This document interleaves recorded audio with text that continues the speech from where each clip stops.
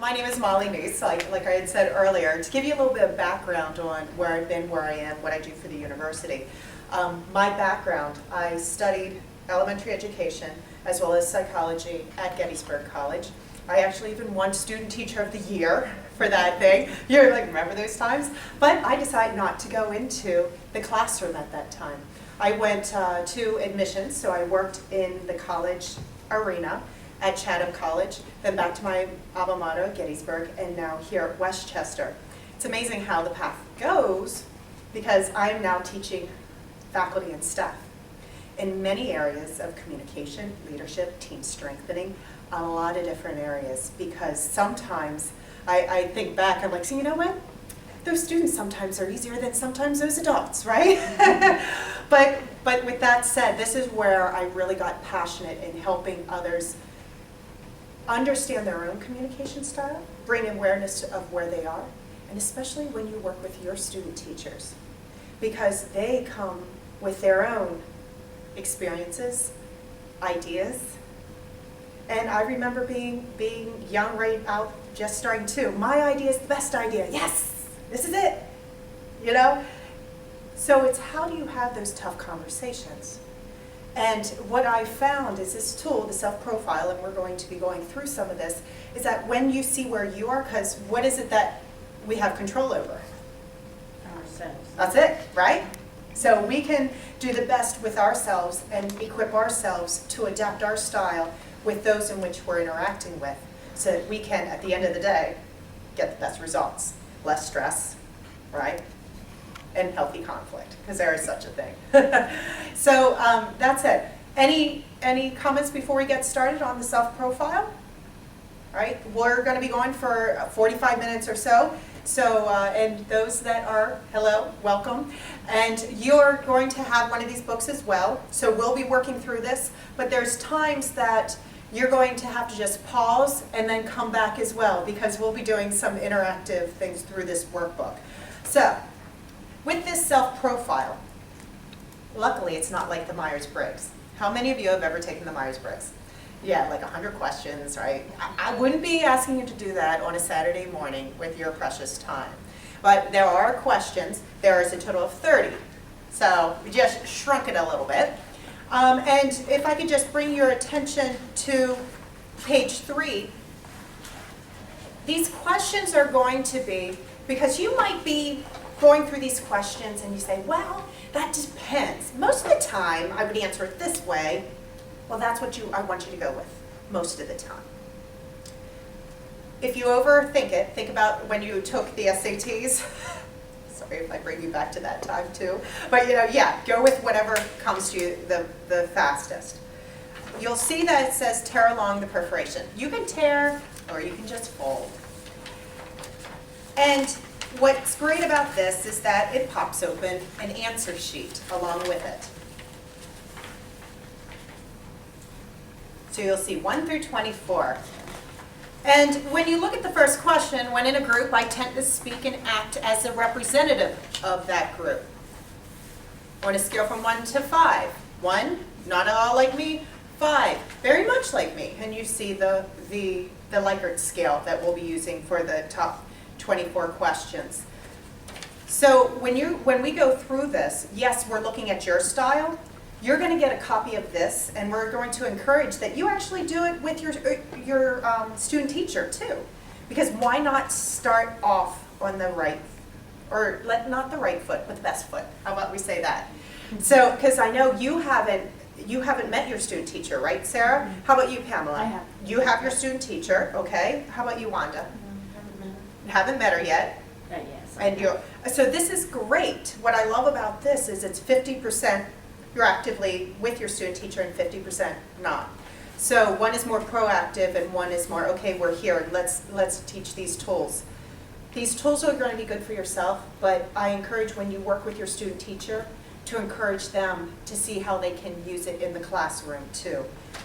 Think about when you started out teaching, and even when you get a new class, how many new students do you get a year? Sorry, I guess I am increasing stress levels. There you go, 24. Yeah, it depends, because German, you might have like 5 classes of X. So every year though, you get a new batch of students. And guess what? Sometimes the teacher before gives you a little heads up about some of the students in the class, right? So it's very easy for us to be quick to judge, right or wrong, based on knowledge that you are gaining from the year before. So they're coming in. So right there, you're given this information, you're thinking, okay, my communication style, where am I? How am I going to adjust to this individual to make sure that it is the best case scenario? So again, judgment can be a good thing. Judgment can also deteriorate relationships. So this is going to really focus on really helping your student teacher, but then your student teachers helping them with working with their students. I remember when I was a student teacher, there were a few students that were very kinesthetic. They didn't want to sit in a chair very long for long periods of time. And that's it. There are lots of different learners, right? So there are certain ones that you have to adapt your style. As a new student teacher, that can be sometimes a struggle for them to say, just do what I ask, please. Well, that doesn't always get it across. But when you even work through the students, high school students, they totally would get this. This would actually improve their relationships with their friends, too. So if they're happy in their friends' relationships, they're going to be happier what? In your classroom. So you can just see the depths of this tool and the power that it has.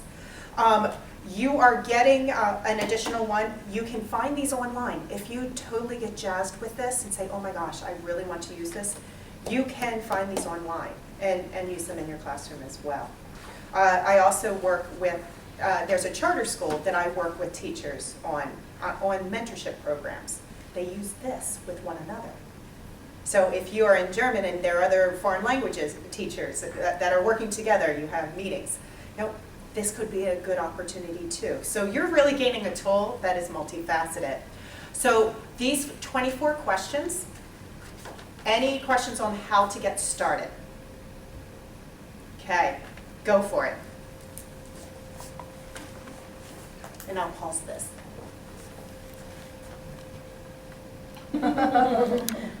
All right, well, we're back, and I'm going to actually update the cameras that are here. We completed the first 24 questions. Now, what I encourage you to do is go on to page 5 and look at questions 25 through 30. You'll see that you're using A and B now, and you will put them in the boxes, again, to the left of where you put 1 through 24. So A's and B's. After you complete that part, you are going to move over to page 7. This is where you will transfer all the boxes and all the data in the boxes over to the actual answer key. And you'll go 1 to 2, 3 to 4. So you go left to right. You will have 2 scores at the end. You'll add up the first column, the left column, and that's your directive score. And I'll explain all what that means. And the second column is your affiliative score. Once you have those totals, you will move on to page 8. And again, the greatest thing about this being recorded is that you can stop, rewind, listen to it again.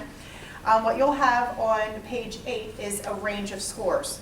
You will have 1 number for your directive score and 1 number for your affiliative score based on this range. You will then plot them, meaning on this graph. Your directive score you will put on the dot on the broken line, and your affiliative score you will put, on the dotted line, and your directive on the broken line. So directive is vertical, affiliative is horizontal. So what happens when you have 2 dots and you have a grid like this? What shape do you get? A triangle. Triangle, all right. So now that we're all caught up, now we're going to come back to the group. Now, what did you find about your triangle? Small. Some are small, Some are not. some are not. I love that. Tomato and tomato, left, right. Yeah, and there are actually 4 quadrants in this graph. Whenever you have 2 axes meeting, you have 4 quadrants. So when you come to this self-profile, and again, the self-profile I should have mentioned, is through Rockhurst University. What's great about this quadrant is the directive score, which is your vertical, is the one that says the high need to direct is up here, low need to direct is down here. Your affiliative. Affiliative, what that means is you love people. Actually, you can go on page 10 to see the visual. You need less people. Over here, you love being around people. What I didn't mention is I also worked for Wells Fargo in sales, and I would travel around to all the colleges and universities. Well, it was just myself traveling to all these places, and I found out that, you know what, I need more people than that, because I didn't go back to a team. You know, I need to be around people. You know, there are some people that are, you know what, I'm just fine. You know, I have my task, I get it done, and I love doing it. So in this world, we have all different gifts. Now, so you can have the high need to direct, no, low need to direct, need more people, need less people. SELF. You may be thinking, oh, that's an acronym for something, right? Mm-hmm. In normal world, right, especially in higher education and also in any kind of education, it's not though. SELF is really focusing on the 4 different communication styles. So it's either S, E, L, or F. So you also said you have different sized triangles. It's meaning behind those. If you look on page 11, you'll see that you have 3 choices. You have the big, more dominant one, it's your first one, the smaller one, which is your second one, and a skinny one. Which ones do you have? I saw a lot of smalls. Small. Wonder what you have. I had a bigger one. Okay, let me see. Yeah, you're actually in between. You're mid-size. So it's almost like you are in between these two. Either way, this is what that means. When you have a small triangle, that might be your dominant personality and communication style, and I'll tell you what that is. But the greatest thing about that is you have the capacity to jump into the other quadrants. The downfall to that is what? You're wishy-washy? Oh my gosh! In the mouths of kids, jinx, right? Look, we're not even in the same quadrant. See, you're already looking together. You know, you're working to be together.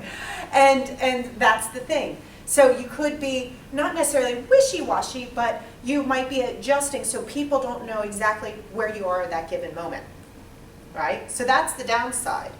But what's the upside to it? You're flexible. Yeah, you're flexible, yeah. You're flexible. Now, the ticket though is knowing for the small quadrants 2 things. Their willingness to want to adapt. They have the capacity to, but also knowing how and where to adapt. So you have the capacity to do all these skills because you've done them, but knowing how and your willingness to are 2 different things. Because think about what happens when you're in a state of anger or stress. What are you going to go back to? That's your natural. Yeah. You're dominant. If you're out, you're going to be dominant. And this is the way I am. It's in human nature. It's what it is. So we need to counterbalance that with, okay, what did we learn? So you can see how this might be helpful for the student teachers too. You know, what are these capacities? Anybody curious about what the quadrants mean? Ready?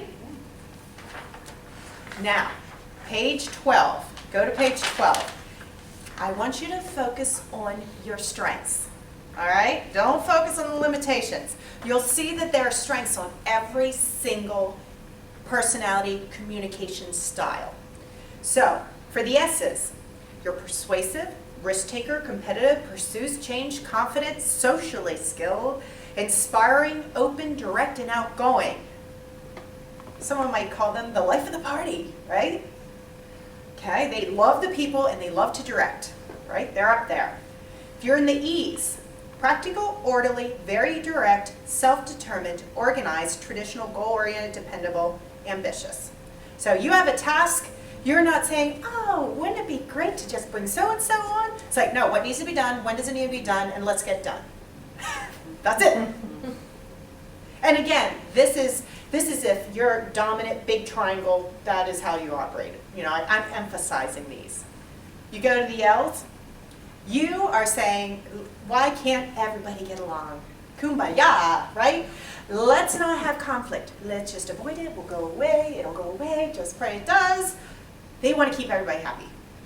You know, so they're team-oriented, caring, enthusiastic, trusting. Trusting is key for those. You know, they trust everybody. You know, they see a poor, you know, whatever situation happening in the streets, they're there to help regardless, not even thinking, oh, they're there. That's who they are. They're a good listener. They're trusting. They like variety. They're a peacemaker. Those are those L's. Now, the F's. The F's, is anyone an F in here? Okay, 2 F's, all right? Exacting, thorough, factual, reserved, meticulous, practical, calm, high standards, risk avoider. You know what I love about those F's? They keep me out of trouble. I always have to have an F on my team because we can do it. That's what Molly thinks, right? Yeah, sky's the limit. They're the ones, well, did you consider this? You know, maybe we need to involve so-and-so in this. They're not the sky is falling, but they're keeping you out of jail kind of people, you know? They're really trying to help see things to ensure that others have considered all possibilities, right? So if you look at some of these strengths, I would love for you to look at what quadrant, because we said 2 are F's, and remember your small triangles. So you might be thinking, well, that's not being real. Well, you're small triangles. That means you have the capacity to adapt. If you were a big triangle, that is your dominant. So how about the both of you? Roberta, Pamela, where'd you fall? I'm an L. L, K, I'm S. S. So A we're little just S. a little S. Yeah. Clarifying, I'm a little S versus the teapot. Elementary ed, what can I say? But that's great. So the only one we're missing is what? An E. An E. Yeah. What are you? Do you remember? I do. Do you remember what you were? Yep. I don't. Here. You were an E. What? Where is that?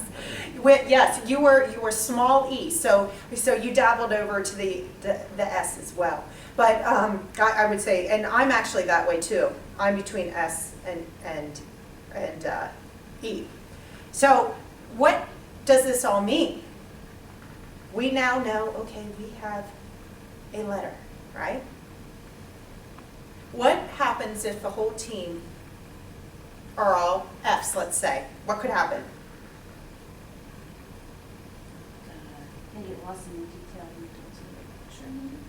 Yeah, they might. They stick with what's they're already doing. Mhm. And Yep. maybe less likely to speak out in the group and, you know, work together. They're more likely to focus on their own kind of thing. And focus on the numbers.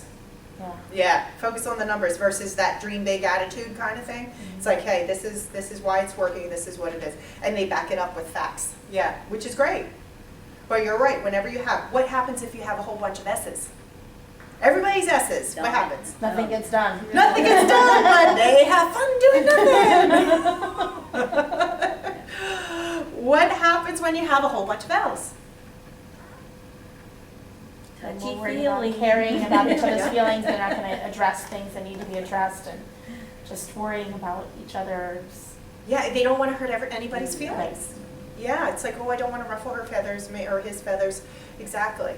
So, where am I taking this discussion next? What do you think? But it's important to have a representative from each group, maybe, in order to have a successful approach to something. And that is great, Sarah, because the very thing that we sometimes get annoyed with are the things that can help us through even the toughest of times. Crazy how that works sometimes, right? Oh, that anger that sometimes comes, frustrations with another. But when you look at it as a positive reframe that, oh my gosh, if I didn't have that F on my team, I could have really failed. You know, it could have really bummed out. Or if I didn't have that E, everybody would have missed deadlines. If we didn't have the L's, My gosh, the L's just cut it with a knife and say, hey, let's just come back and meet another time. Yes, that's what we should be doing, so that we're all working together collaboratively. Now that we looked at the strengths, whenever we have, if you're an S, who do you think has the biggest rub? What other? An E, an S, an F. Absolutely. My boss's boss was an F. Trained lawyer, used less words. He truly, because our relationship wasn't built really strong at the beginning, he's new, and I was very dominant, my S. Look at the limitations. He thought I was pushy, intimidating, manipulative, abrasive, dominating, impatient. And you might be thinking, really? Yes, because everybody comes with their own communication style. Because I was introduced to this, first of all, this book has the answers. I started shifting, and being the psych major, I love this stuff, right? I started shifting and practicing what would happen if I chose to react in my relationship the way he would be more accepting. I have a really strong relationship now. And I'm like, wow, I'm really grateful for this tool. So when you're looking at the E's, who might rub the E's? The L's. And why?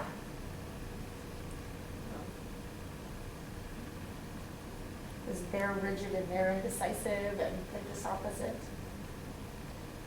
That's an excellent point. And E's just want to get something what? Done. L's want to what? Make sure no one's hurt. So one is more task-oriented and one's more people-oriented. Right or wrong? There is no right or wrong. It is what is. So when we work through this process, both within our teams of teachers, with yourselves and your student teachers, and you and your students, you have a way of learning how to focus on what turns them off and what turns them on. If you look at some of these limitations and look at where you fall, whether it's L, the F's,